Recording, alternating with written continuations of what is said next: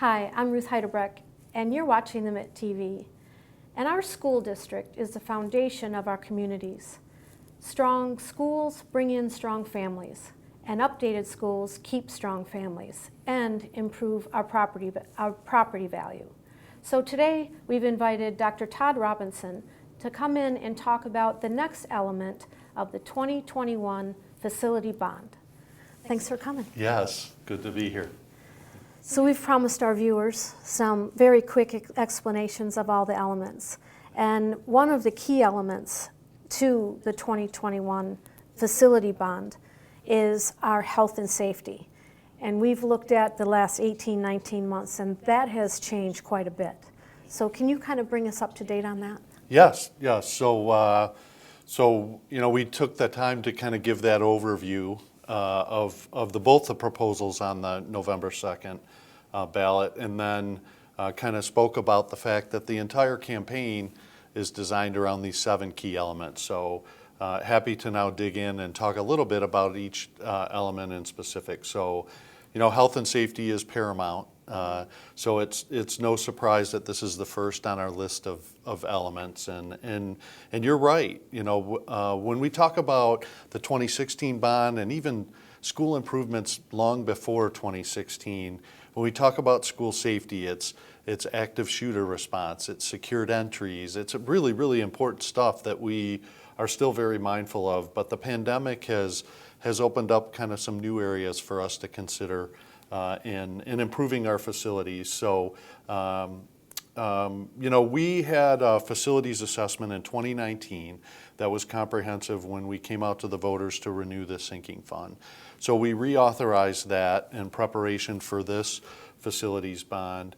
And we know the long-term life of our heating and cooling equipment, just like you would know with the furnace in your home or your hot water heater and those things. So although the equipment is different, it still has a length of life that we need to be mindful of. So one of the most important things with the phase 2 of the facilities bond is upgrading our old mechanical equipment.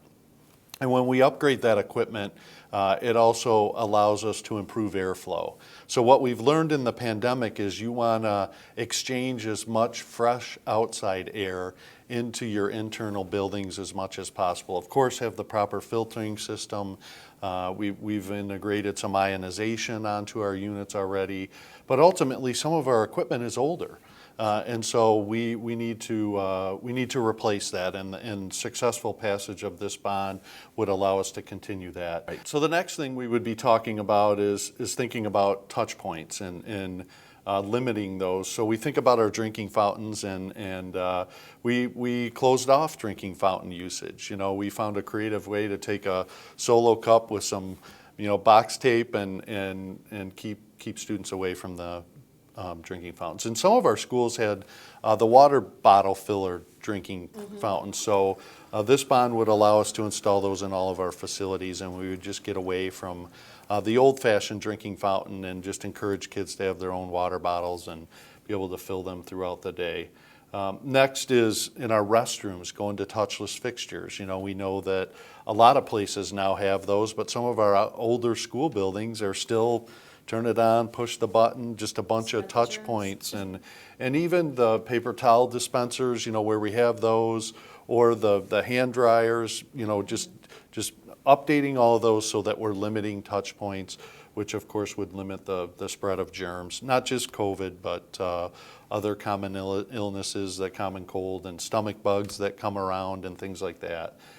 We have some upgrading in our kitchens and cafeterias that we put under advancing health and safety, serving stations and things like that, trying to maximize. We now have 1,200 kids in our middle school, and we're trying to get a middle school lunch done in 30 minutes.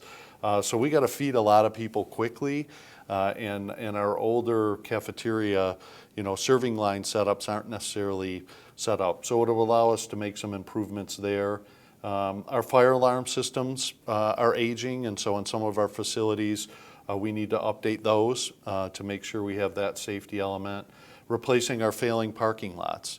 For our visitors, our guests, our students, our parents, just traversing across a parking lot and on our sidewalks, you know, it's Yeah. Michigan and the winters Yes. eat those things alive. So we've got a lot of parking lot work to do.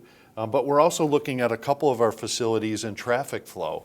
And so, you know, if you're at the wrong time on 32 Mile, you know, for years when it was the high school and we had 500 student drivers coming in and out, well, now we got a lot of parents who are driving their kids and picking their kids up from school.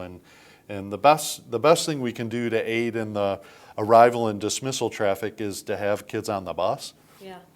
But we just know that that works better for some families to drive their kids or pick their kids up. So we'd look at the middle school and Indian Hills and Washington Elementary because those are high traffic roads, you know, specifically Washington Elementary on Van Dyke in the morning. And we have space there. You know what I'm saying? We've got a lot of space to think about. Instead of cramming all that arrival and dismissal into that little front lot that's pinned in between the building and Van Dyke, we can go out and create that whole arrival and dismissal loop on the south side of the building because we have a lot of open grass space in that. So we don't think of that when you just hear advancing health and safety, but in terms of the design of this bond, our parking lot work, the setup and flow of some of our facilities, we'd get some experts in and our architects and look at how we might redesign those to make them more efficient. And that also makes them safer. Because we're going to limit the possibility of any kind of fender bender accidents or anything like that when it's really busy. We still believe that there's probably some improvements we could potentially do, not necessarily in the in and outs of the new high school parking lot, but is there any other signaling or signage or anything like that that we could do to help ensure that our youngest drivers are safe getting to and from school? And then finally, upgrading and adding security cameras. So our elementary buildings have limited exterior surveillance. They don't have any interior surveillance. So the cafeteria, the hallways, you know, those common areas, we don't put surveillance cameras in classrooms. You know, that we just don't do that. But some of that internal surveillance monitoring, we would add that. Cameras are kind of like computers. You know, if you wait 3 years, it's incredible when they went to digital, and now the ability that you have to zoom and all of that, and just the clarity that you can get, especially if you have suspicious activity in a parking lot, you know, or outside on the grounds of a facility. We want to make sure that we have the ability to use those, and then just the controls, the access to them and things like that, the editing and downloading and that. So that's kind of a synopsis of when we look at the type of work we would do in the 2021 facilities bond. Some of it is new, but some of it is a continuation of previous work. And that would allow us to advance our health and safety efforts to make sure that our facilities are as safe as possible for our staff, students, and families. Right. And that seems to be paramount in our community and our nation right now. Mm-hmm. So it's nice to see that you guys are right up to speed as far as state-of-the-art technology to keep our kids safe. So we appreciate that. You're welcome. So if you have issues and you're looking to find out some more information, where can they go to identify specific elements that they might have questions on? Well, I think these videos hopefully will be very helpful, and there'll be a series of those with links on our website. And so RomeoK12.org, in the upper left-hand corner of the homepage, you'll see our little Building Our Future Together icon. So you click on that, and then you're going to see a variety of resources that they can download, frequently asked questions documents, fact cards, these video links, other important websites to voter registration links and things like that. So that's the best place, but there's also, you know, no substitute to calling the administrative building, and I'm happy to speak with people. For those voters who are connected to our school buildings, they can talk to their building principal. So that'd be the best way to be informed, and then of course, you know, being registered and planning to vote. Exactly. Well, thank you. You're welcome. For going over another key element of our 2021 facility bond. Yes.